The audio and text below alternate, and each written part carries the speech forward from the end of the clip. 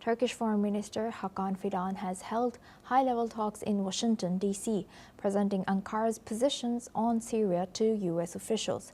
Speaking to the media, Fidan has said that discussions focused on managing problem areas in the northern and southern Syria, addressing the Caesar Act sanctions, and promoting peace and regional security.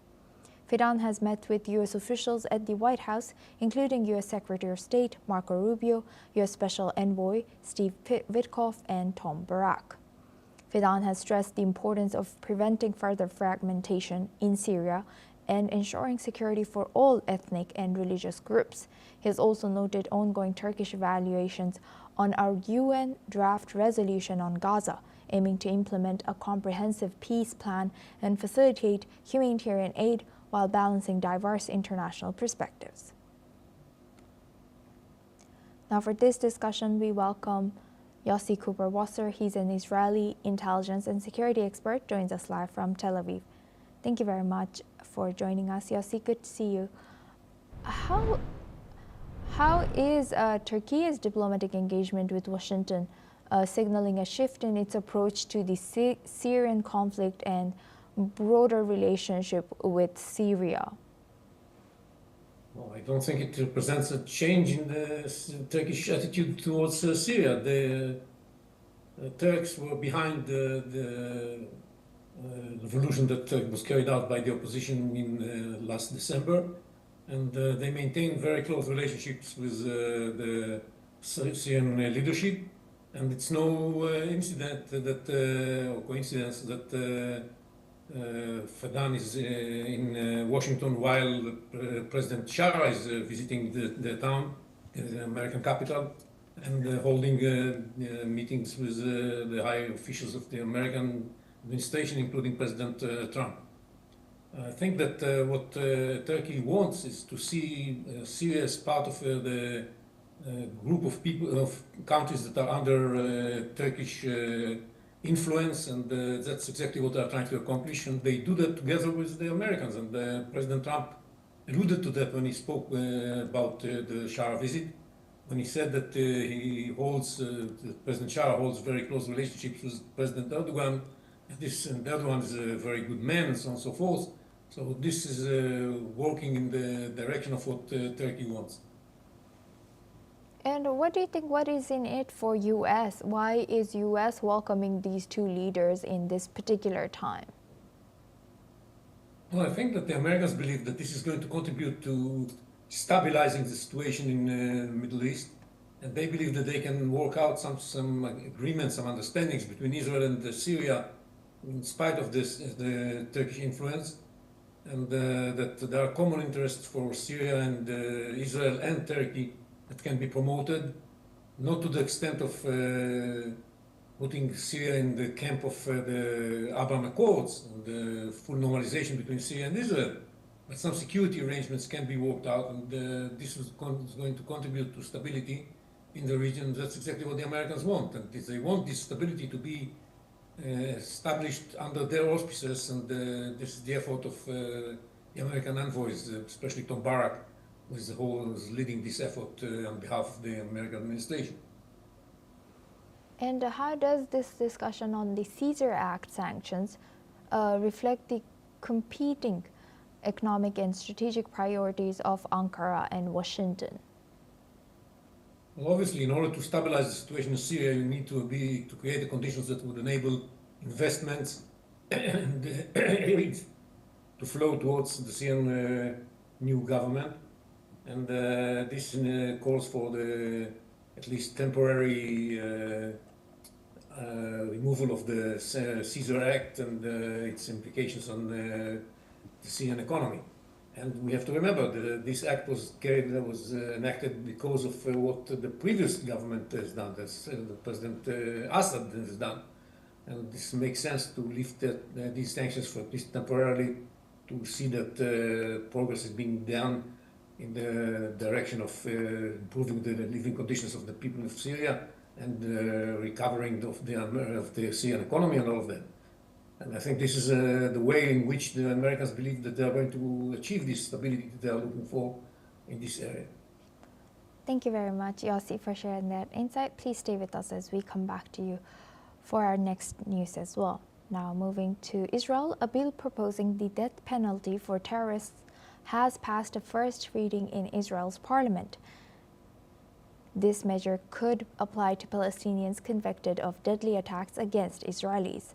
The amendment to the Penal Code was demanded by far-right National Security Minister Itamar Ben-Gvir and approved by the National Security Committee. It was then approved by 39 votes to 16. The amendment must pass a second and third reading before becoming a law. While the death penalty exists for a small number of crimes in Israel, it has become a de facto abolitionist country. The last person to be executed in Israel was the Nazi Holocaust perpetrator Adolf Eichmann in 1962. Now for this discussion, we welcome Yossi Cooper-Rosser. He's an Israeli intelligence and security expert, joins us live from Tel Aviv. Yossi, what more can you tell us about this death penalty coming into effect or clause coming into effect closely? And what do you think are the motivations driving far-right Israeli leaders to push for this death penalty? And also, to what extent might this measure influence the Israeli-Palestinian conflict?